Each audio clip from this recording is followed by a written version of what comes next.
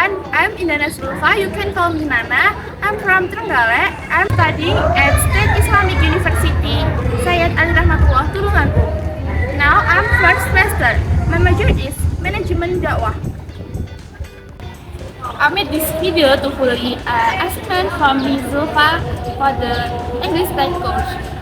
I will explain an article entitled Dakwah Strategy Based on Independence of Santri, the Power of Women. Dakwah Strategi Based on the Independence of Santri, the Power of Women by Qulubuna, Jurnal Manajemen Dakwah. Author Wiwin Arwila and Novita Duwiyanti. Universitas Nurul Jadid, Python Probolinggo. Abstract. The study aims to analyze how the Dakwah methods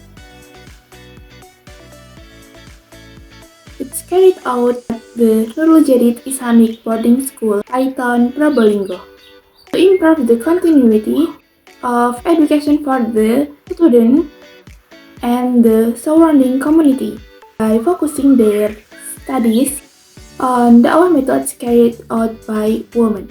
The study used a qualitative, descriptive type approach, in which research attempts to analyze the Dakwah methods carried out by women through interview, observation, and documentation. The result of research show that the Dakwah methods carried out by Nyai Aisyah Zaini at the Nurul Jadid Islamic Boarding School, Python Probolinggo turned out to have a major influence on the sustainability of education for students and the surrounding community. This can be seen through three aspects. First, the change in morality from negative social morality to positive direction. Second, cultivate personality, mentality, and social awareness. Third, creating independent productivity for students. Apart from being a source of knowledge, it is also a method to keep reminding and spreading the benefits of knowledge by conveying it directly to the object of Dakwah. Introduction. The Islam is a religion that invites humanity to believe in God. Every invitation is done in various ways so that people understand the religious message conveyed.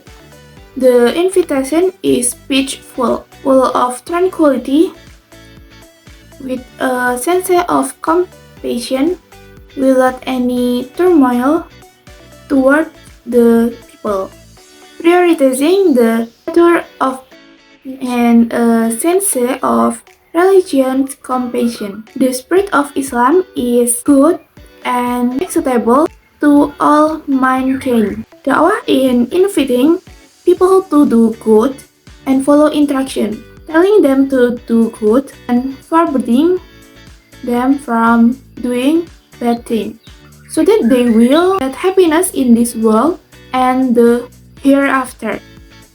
There are three forms of Dakwah strategies that can be carried out so that the Dakwah can be well received, namely Dakwah bil hal, Dakwah bil oral, and Dakwah bil kitabah.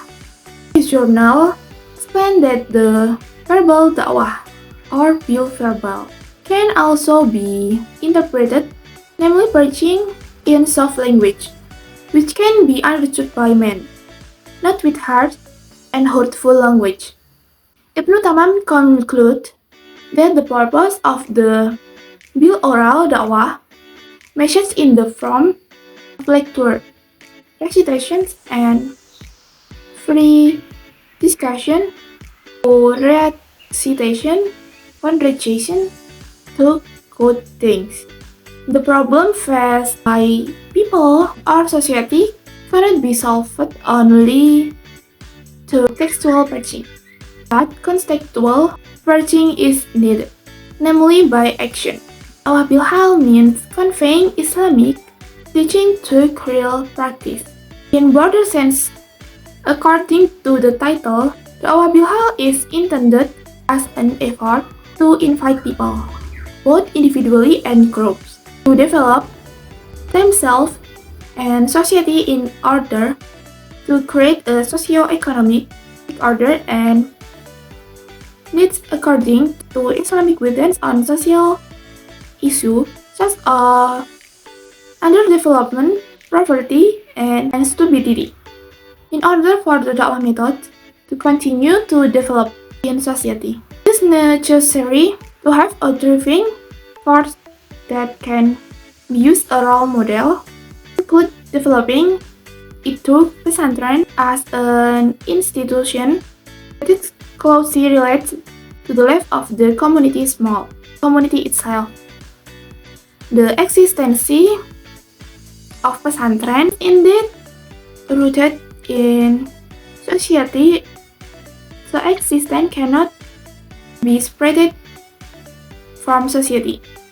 Pondok Pesantren Nurul Jadid Probolinggo can be said to be one of role model for the transformation of the existing pesantren, namely as an educational institution built on a concept that has a religious perspective as well its local characteristic.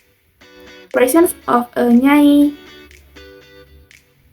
mother as source of Islamic religious knowledge. The existence of Islamic boarding school cannot be separated from the figure of the Kiai as a source of Islamic knowledge. Method.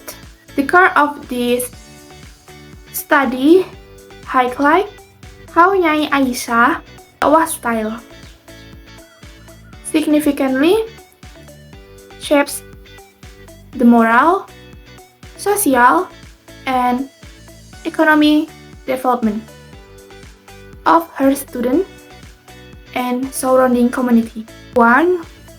Dakwah Bilhal or dakwah through action. The article explains that Nyai Aisyah doesn't just practice models Islamic values in daily life. Her life action become practical guidance for students. Key impacts moral transformation. Students shift from negative behavior to more disciplined ethical conduct. Santri yang sebelumnya have a negative, punya kebiasaan negatif, jadi lebih beretika dan tertib. Mental development. She nurtures confidence, responsibility, and social empathy. Dia lebih ke mental and social awareness. Jadi lebih mandiri, peduli lingkungan, terus juga tanggung jawab. And then productivity. Nyai Aisyah empowers the community economically, teaching agriculture, self-reliance, and practical skills before quitting them into religion's teachings.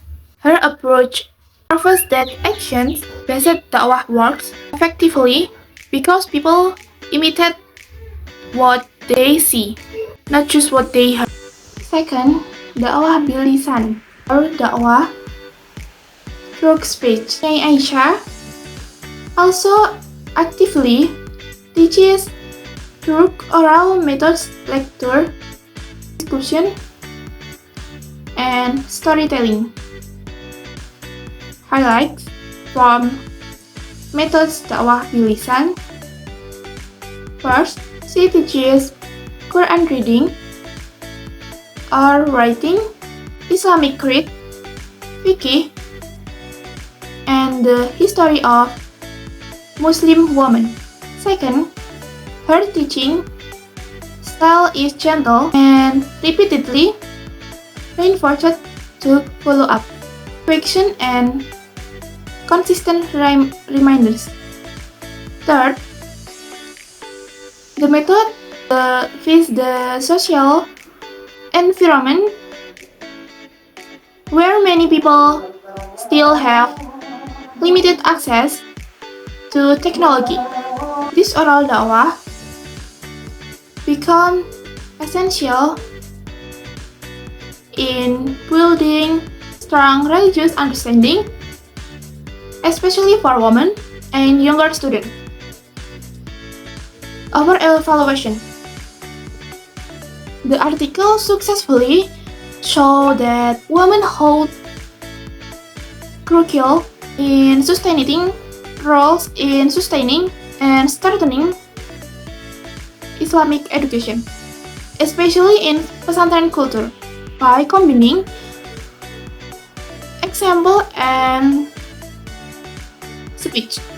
Nyai Aisyah proved that effective dakwah is not only about preaching, it is about living the value. Limitation. The article relies heavily on interviews with people close to the subject, which may lead to bias. And the scope is limited to one pesantren, so generalization is limited. Conclusion.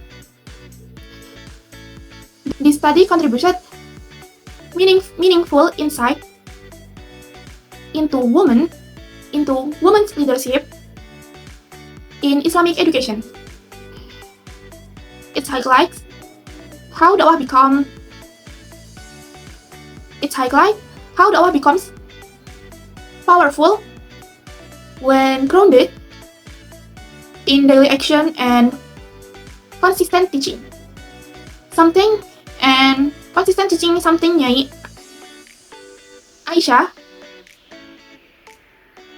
Nyai Aisyah embodies strongly. In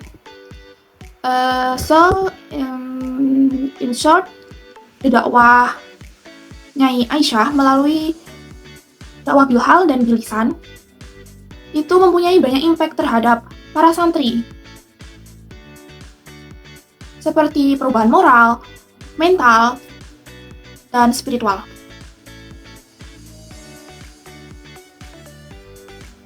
Bukan hanya santri, tetapi juga masyarakat sekitar. So, artikel ini menjadi bukti bahwa pesantren atau women leadership in pesantren it's powerful and essential. Jadi kayak pemimpin itu bukan hanya laki-laki, tetapi perempuan juga bisa menjadi pemimpin.